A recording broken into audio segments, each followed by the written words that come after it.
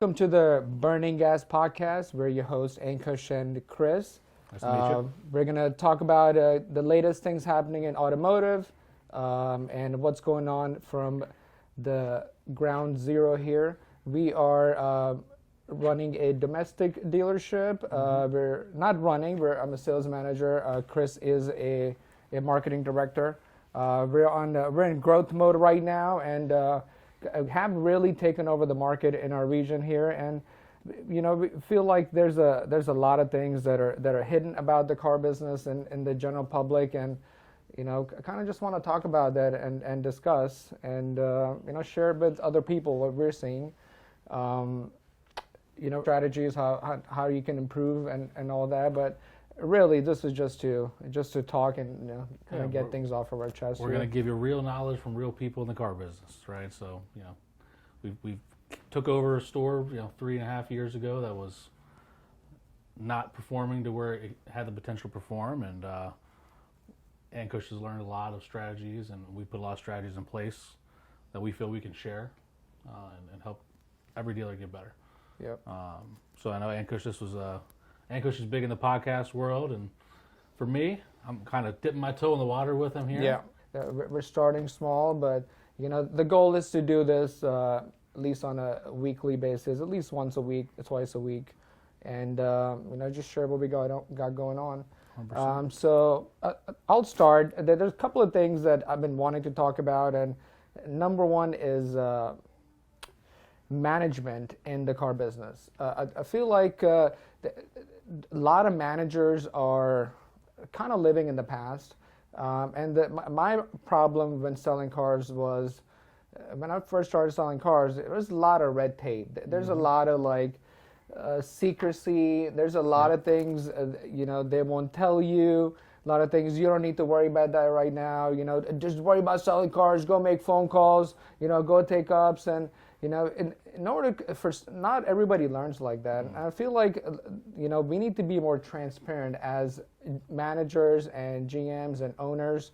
And I feel like that's one of the things that has allowed us to be very successful here. Is I feel like one of the most transparent dealerships out there, and we share a lot of information with our salespeople, and we are aiming to be approachable. Yes.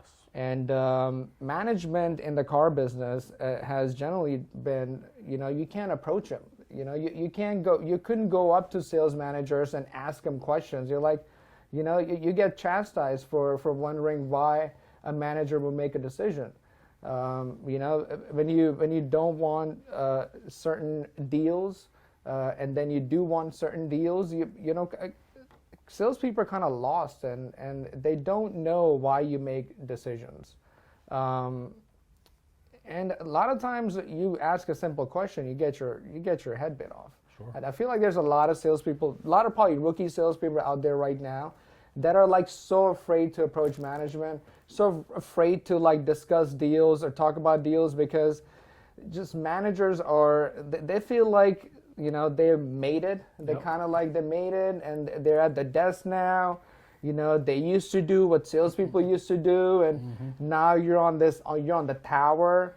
It's literally called the tower, which is it's a wild thing. You're sitting above everybody else. Yep. Luckily, we don't have that. We don't have an actual tower. Yeah, we got a nice little just front area. We have a desk. desk. Equal levels. We are equal level, and you couldn't talk to these guys. You couldn't approach them, and I'm sure that you've experienced it firsthand when you were selling 100%. That was my biggest frustration with selling cars is asking questions and making feel like I'm dumb for asking questions, and and I just don't want that. That was an environment that we didn't want. And that's why that's a tagline we kept on trying to put out there: the most transparent dealership, the most transparent sales department.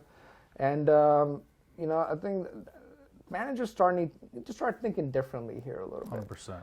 I mean, I've watched the transformation firsthand.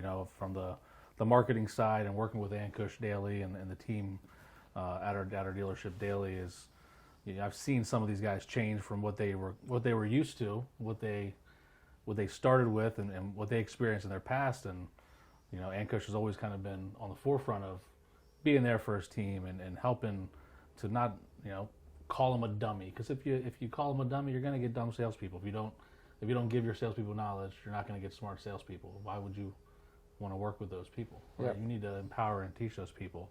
And I know that I've seen you firsthand where they're not scared to come to you. They come to you all the time because they know you're going to help them out. You're going to help them find a solution to their problem. Right? And that's the key. Help your team find solutions. Yeah, you have to make the right decisions. And even if those decisions go against the grain of what's accepted in the car business, because there's a lot of like the macho-ness and alpha male and maleism in the car business, and I don't think we need to be like that. No. I truly think we can lead with empathy. Sure. And we can understand where the salesperson is coming from. Because we've been there. Yeah. We've had times where you work 4 weeks with a customer and they're still grinding you, and then you go and try to work your customer for 4 weeks and you try to go ask management for a little bit of help, and then you get your head bitten off. Sometimes you probably need to like take a deal every now and then. Yeah. You probably need to take a short deal just to get the morale up. And and tell them, share with them why you make decisions, why certain things you're doing in a certain way and others you're not. So you got to share that, and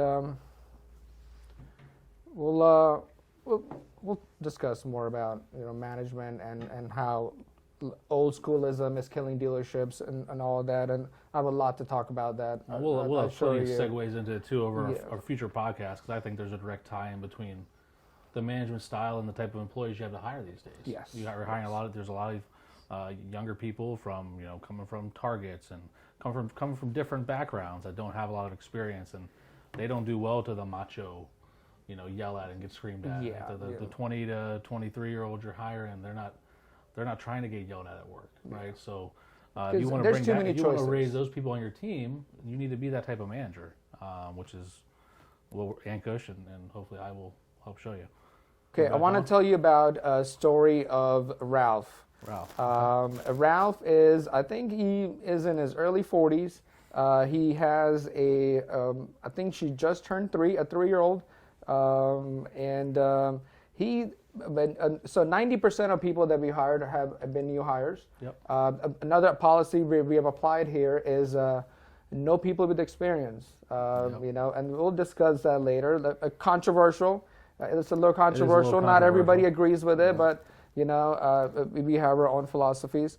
But never been in the car business, never done anything sales.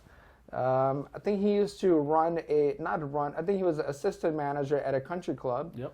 I think making $60,000 a year, and he's been a bartender his entire life. Yep. He's done odd jobs here and there. That's where he started. Went from bartender to kind of running, helping to run the restaurant. Yeah, his last job that he came from was from a country club, and odd jobs. He's always been in the restaurant business, and you know what you make in the restaurant business, and he's crawled his way up. I think the wife works for the government and has a decent job. I think she makes, when he started, I think she was making like 90 and 100 grand a year. I think she's making more now, but she made more than him prior to him joining the business. And now this is a guy that immediately understood what was in front of him. Like immediately understood that, oh, okay, so this is what I could do here. Like if I just talk to like maybe 6 people and 2 or 3 will buy, and this is what each car will make. Okay. So he like went off running. He did not take breaks, and I think his first month he was a 20-car guy. 20-car guy right off the bat, and he's been top salesperson, at least top 1 or 2 a month in and month out. Current champion at the dealership. Yep, and I think last year he made $240,000, maybe $250,000 I believe, and I think he's pacing to make that this year. Bought a house close to us here. It's a $900,000 house. I think it's worth $1 million right now. That's his second house that he's bought, and he's living the American dream. Yeah. He does it working 45 hours a week too. Really, he's got it down pat, man. He knows how to set his customers up the right way. Yeah, and a few things that make Keith successful, and I just want to talk about Keith because he's one of the guys who openly talks about being so grateful for this business, and openly talks about, and he's loud about it, and he's like, this business has changed his life, and he's just walks around every day, is just so grateful, and a lot of times we forget that. This is a life-changing business. If you take this thing seriously, if you really apply yourself and you understand, like, talking for a few hours a day can make you thousands of dollars, you start to see things differently. And that man has taken full advantage of this. And more power to him, man. The guy's going to go far. He's talking about, he's bought an apartment built. I don't know if you know. He bought an apartment as well that he put on rent. So right now he has 3 houses. 2 of them are on rent right now. The house he lives in is $1 million. It's him, his wife, and his baby. He constantly talks about how there's so many rooms in his house he doesn't know what to do with it. I mean, the guy is living like the American dream. Yep. And that's the car business. And his life changed overnight. I remember it did, literally. I remember talking to Keith, like his first paycheck, he made 80% of what he had made in a year up to he was like 37 years old in 1 month. And he was just like, is this real? Like, okay, let's go get it. It definitely changed his life, 100% overnight. I mean, from month 1, he was, wow. Yeah. This is what it can do for you. If you do everything the right way, like you're supposed to, take care of your customers. He has great CSI all the time. Right, he's a team player. He knows what it takes. He focuses on all the categories that matter for a dealership. Right, we track more than just sales here, and we'll talk more about what we track and attribution, things down the road. But he does it all. So he's definitely an inspiration, and you've helped guide him. He's been there with you, the whole time. So kudos to you for Keith has been taking under your wing. Keith has been a good student, and he has become a great teacher now as well. He has. If you go to Keith, he will give you guidance, and that's a culture that managers, owners need to build out there. Is you can have competitiveness, but you need to have the teamwork. And whenever we hire new people, if our salespeople do not accept this person, if they don't feel like they're up par, that that person doesn't get hired. No, our sales team is actively involved with our hire. We get feedback from them, and early on, hey, just FYI, I'm seeing this from this new hire, and maybe we should have a little talk with them and let them know how it is, right? And they, like you said, actively training, helping. They know that, hey, this is my competition. Look, here it's not competition. We're going to sell enough cars to feed everybody, right? It's just, and it took some of them a little while to grasp that hey, there's plenty to go around. Everyone can sell 20 plus cars a month here if they want to. I did commission sheets today. And there's people making some serious money. This is some doctor, lawyer money. 100%. And a couple of people that did not do well. There's always a difference, and there's always a difference between the real ones and people that are just phoning it in, and the ones that are committed. Yeah, you hate to see when people don't take advantage of what's in front of them, But what do you got? I think one of the things I want to talk about today on is real-time retailing, and it's kind of a buzzy keyword a little bit, right? What does real-time retailing mean, right? And I think and I've worked with a lot of dealerships, hundreds of dealerships in the area before I started here 4 years ago. So I've seen how a lot of dealerships operate and their philosophies. And there's a lot of I'd say probably 65-70% of dealers still today in 2023, old school mentality. Hey, just get the customer in. Just get them in the door. Let's set an appointment. Don't give them information. Get them in the door. Give them a little bit to get them in, but we want to figure it all out here, right? Where over the 4 years we've been here, we've taken a step further. I mean, when I got here, I talked to my general manager and Kush and the team. I said, we need to find a way to make it easier for customers, right? We need to provide almost a frictionless experience. With in automotive, there's never truly a frictionless experience. Customers still have to put their information in somewhere. There still has to be communication. But you want to make it as easy as possible for the customer, and that starts with having a robust website with tools on it, where they can engage with your team while they're in your digital showroom, right? How many thousands of people are up in the air flying around in your digital showroom, and you look on your lot and there's only a couple people there, right? People shop online. It's 2023, we know that, right? People buy with Amazon. Click of a button. It's at my house same day sometimes, right? Next day. So how can we, as car dealers, provide that Amazon-like experience, right? Which is what I think we do better here, and what really has accelerated our growth. And the team's adapted it, where the team is, and the philosophy from the top down is, we don't need the customer here. If they want to come in, great, come in. Have a cup of coffee, chat with us. Let's connect. But we'll get you in and out. It's not going to take a long time when you get here, and we're going to make it easy from the time you started shopping online by chatting with you live, right? We don't want to wait for a lead form to come in. Why do you want to chase a customer down? If a customer is there, engaged, actively, they're on their phone, they're at their house, they're looking at a car, they have a question, why can't we answer that question in real time? It seems simple, but there's probably 10%, 15% of dealerships, and I don't have this exact stat in front of me, it's probably out there, that are even trying to engage in real time. Most of them are using the BDCs that work out of Detroit, making $15 an hour and just trying to collect contact information, not really trying to assist the customer. So I think it's important to be able to be there with them when they're chatting, even to take it a step further like we do here. And if they're inside your digital retailing tool, every dealership probably has one of those. It happened with COVID. It was the boom of digital retailing in the digital space. First thing I told Pat when I got here, we need to get a digital retailing. We'll let that. 3, 2, 1. First thing I told our GM when I got here was, hey, we need to get a digital retailing tool. This was COVID happened a month later, the world shut down, and thank God we had just got it installed on the website, because it was literally, customers were shopping at home. They wanted to engage with it, right? It really pushed forward the revolution of, hey, let's make it easier for customers. We took that experience from the pandemic, right? And we still do it today. It's the pandemic's, you don't hear much about it anymore, right? But we're still operating in that same fashion at the dealership. So engaging with them when they're shopping for a car. Hey, Mr. Customer, my name is Ralph. How can I help you today? If you need help, I'm here at the showroom. You can call me. We can chat, whatever you need.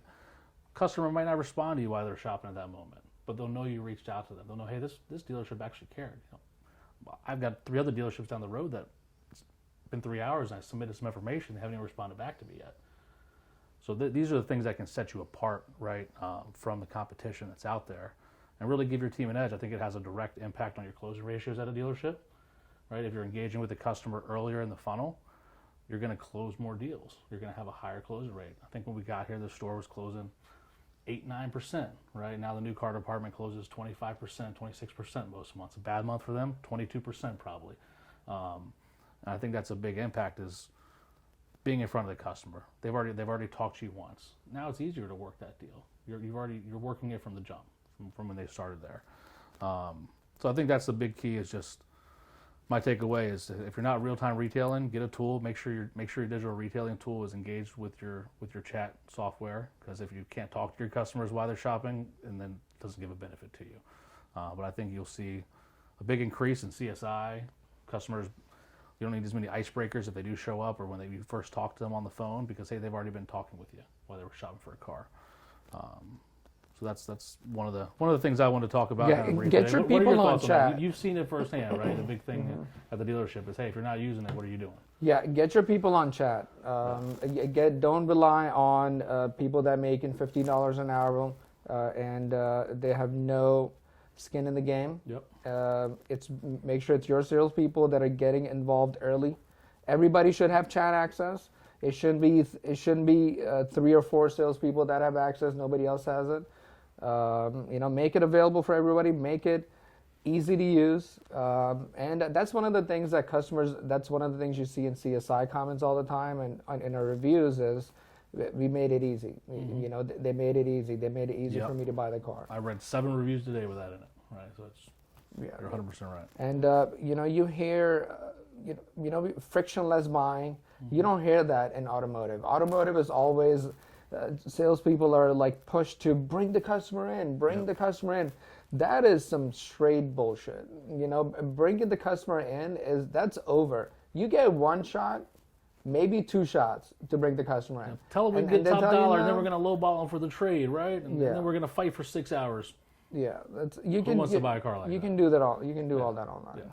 You don't need the customer in the showroom 100%. for that. And if you're not giving your customer prices online, you're missing a large chunk of your income. A lot of dealers still don't do it. They are idiots. They're going to be behind. And if you're not giving prices to customers, that's just kind of shady.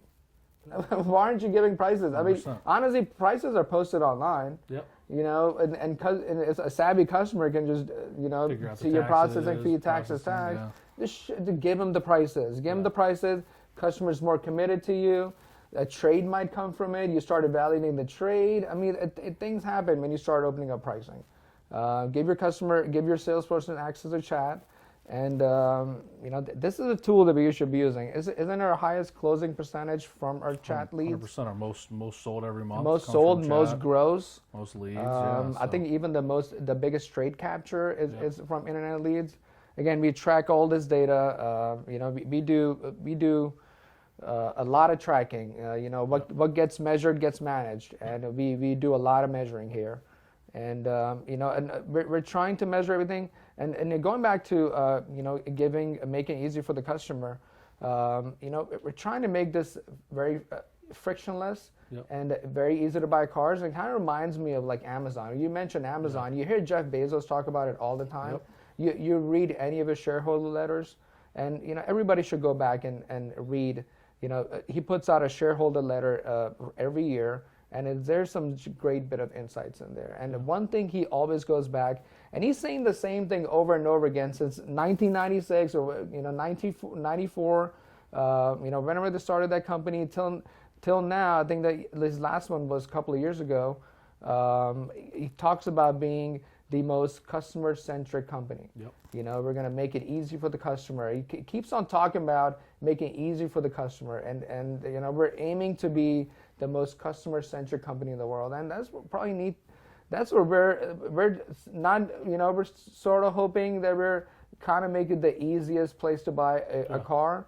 We're still working out our processes, especially our offsite processes, and getting finance and salespeople on the same page when to call customers. So we're still working on the kinks, but Look, there's lots of things you're going to run into as you try to make it a frictionless experience, right? That's why there's lots of friction in automotive, right? When buying a car, I mean, I think if you talk to most finance managers, they probably say, "I want them in front of me," right? So how do you get them? How do you get them to be on board for shipping cars and doing remote deals if they've got to learn a whole new way to sell finance and to make it valuable to the customer, which I think is an area we can still improve in, right? I think there's definitely tools out there and things we can look at to make that easier. And I think for that, you want to just have a good process where people like to see things, right? People need to visually be able to see things. I mean, look, Zoom, been around for a while now, right? Like most dealerships could easily get a Zoom account, share a screen, and do a whole presentation in front of a customer while talking to them and build in some rapport, right? yeah, there's salespeople listening to this right now, and they're like, "There's no way my finance manager's going to do that." 100%. Yeah, I It's guarantee you. like They're there's "No, zero they're not chance that gonna do dude's going to do that. Think Amato's going to do that? Come on now. You know what I'm saying? You ain't going to do that. No, so you need a new way of thinking, and this is the way forward. Cars delivering to customers' houses, customers buying online. That is the way forward. And if your salespeople are happy and they're here, your turnover is less. Mm-hmm. The customer is going to come back, and if they see their salesperson there again, that just builds trust even more. Yep. Oh, this salesperson is still here 3 years from now. They must 100%. be happy there. They must be doing something right. Yeah. So. We got some salespeople that will have tough decisions in the future. Do I want to keep selling cars in this amazing lifestyle, or do I want to become a manager or do something else one day? But yeah, it's hard to leave what you've got when you make it easy for the salesperson and easy for the customer. Yeah, we're trying to give our salespeople a different type of life. They get weekends off. When was the last time you heard somebody in the car business getting the weekend off? That's unheard of. I mean, we're doing weekends off. Every 5 or 6 weeks they get a weekend off. Yep. Us as managers, we do weekend off. Once a month.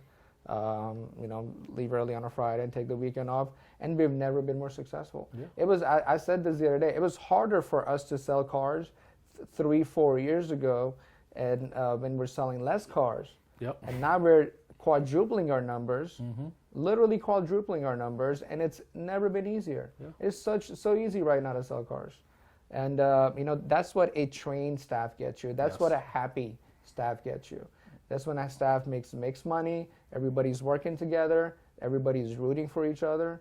An empowered staff, I mean, I'd say is a key word, is that, as managers, like Ankush talks about, you need to empower your people, you need to educate your people, right? And if you educate them and you empower them, they can do a whole lot, and they feel confident doing it, so it doesn't feel like it's hard work to them. Yeah. It doesn't feel like they're having to have a fights 10 times a day and it's stressful. Yeah. It's easy. They got to fight with the customer, then they got to fight with the manager, then they go back and fight with the customer.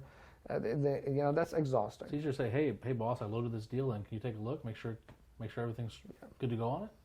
Yeah.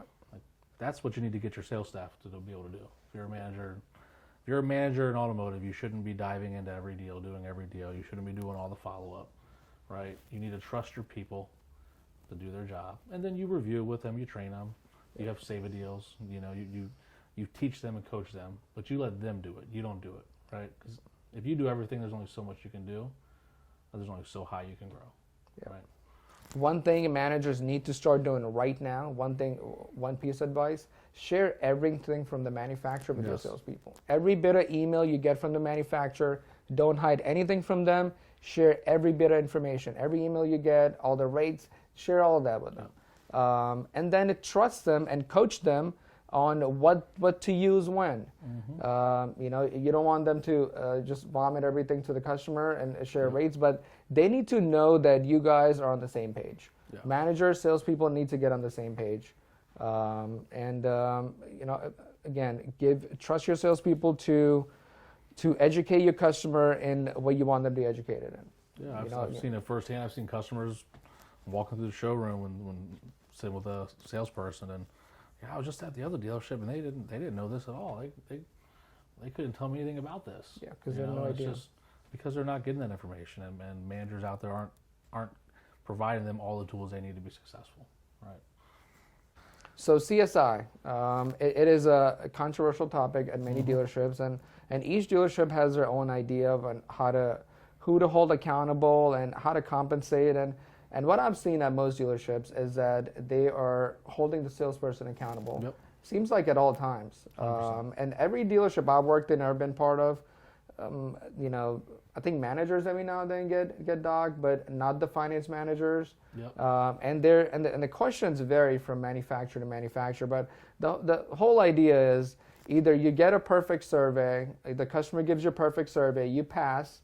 Or if they say, if there's not a perfect survey, it is entirely the salesperson's fault. And for non-automotive people, true, it's like you could have, whether it's 10 questions on there, you could have 9 5s, you could get 1 4, and you could fail, right? Yeah. You can get a 4.6 out of that average, and you're below your group, your averages, and that one thing seems like a good report card to the customer, right? They're giving you, hey, give this guy all 5s and 1 4. Yeah. Finance could have been a little easier, whatever it is, right? And that 1 4 kills you. So that's the importance of CSI, and I'll let you go on, but I kind of want to interject there. Just like, one little question wrong, and it messes the whole thing up. So really, if it's not 100% score, it is a failure. And automotive's always been like that. And even though the percentage, it's in some cases 93%, that's a good job. But in the real world here in automotive, your pay get docked for that. Yep. And seems like it's always it goes back to the salesperson, and we're guilty of that. We stand up here and we have meetings all the time. We do. Hey, I know they were mad at the finance manager. I know we took forever. I know these and things, but it's still your fault. And is that? I feel like that's we're kind of being hypocrites. So one thing we're doing is it is not entirely the salesperson's fault.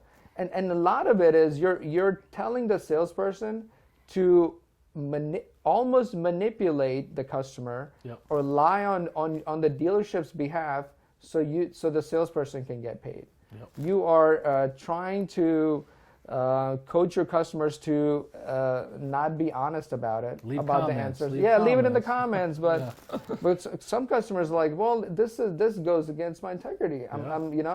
I don't want you to not get paid for this, but you're kind of leaving me you kind of like, I want to answer honestly here, but you want me to lie for you? Yeah, I think it's a tacky approach. I've seen it firsthand from even like just direct, not here, but in where other dealerships, just direct is, look, Mr. Customer, I'm not going to be able to feed my kids if I don't get all fives on my surveys. Like, see my kids right there? You're not going to do that to me, are you?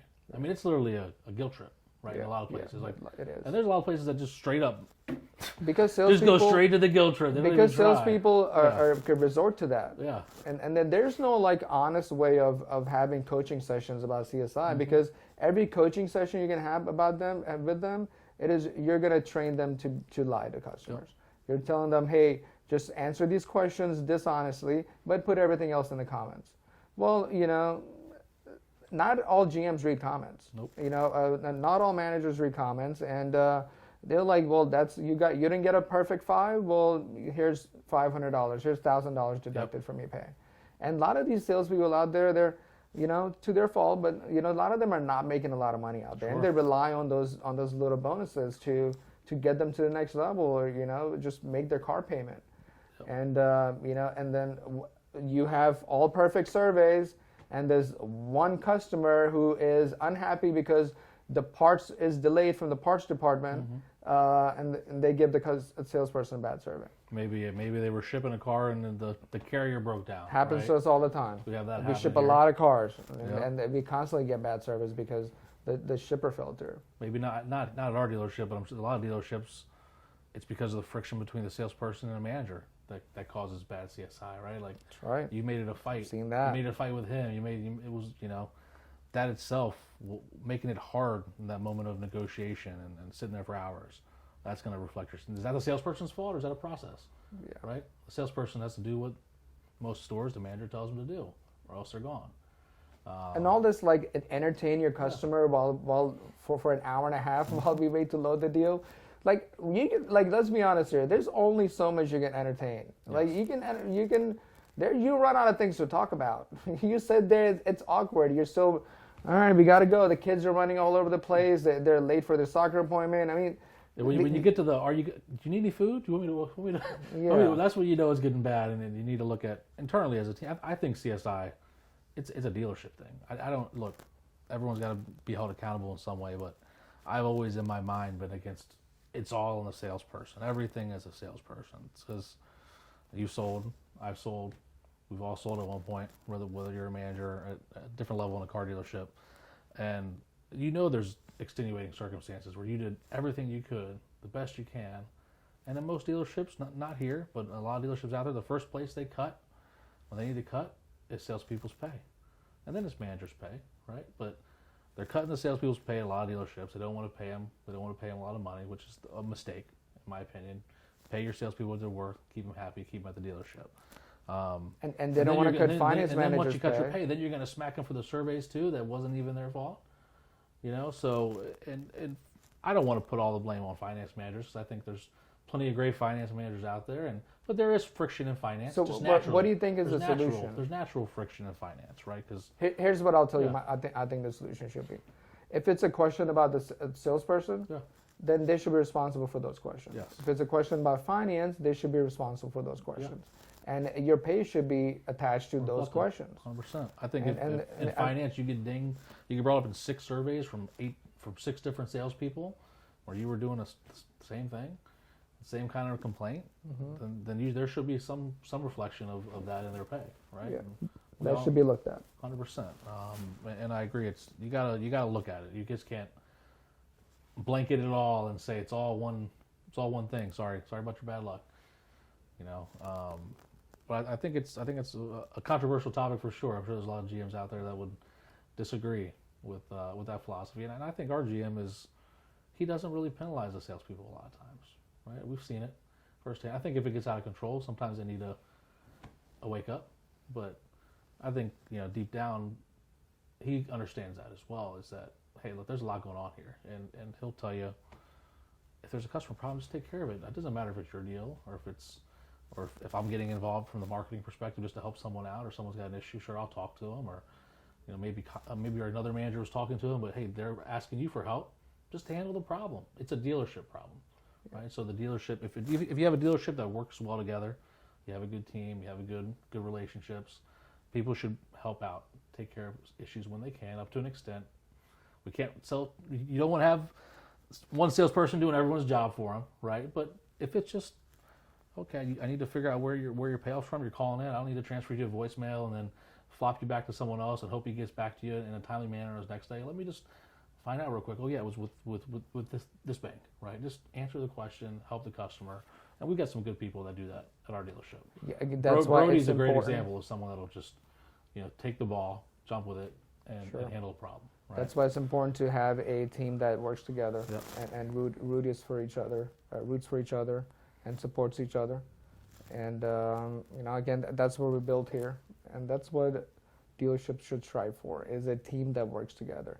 There's the competitiveness in the car business is it's great. There's a lot of negativity. Yes. A lot of negativity out there. But that's why I think it's important not to just focus on the number of cars sold. I look at your dealership in a holistic approach like we do, where we'll talk about in a future Burn and Gas podcast where, hey, these are the 10 metrics we measure, right? Because it's not just one thing that matters. If you just encourage sales, then you're going to get the people that get super aggressive and want to stop and fight in the yard and get all the deals, right? But if they know it's measured on a more holistic level, they're going to be more of that well-rounded team player. Yeah. So measure what you expect. All right, that's our pod. See you. We better next time. Stay tuned.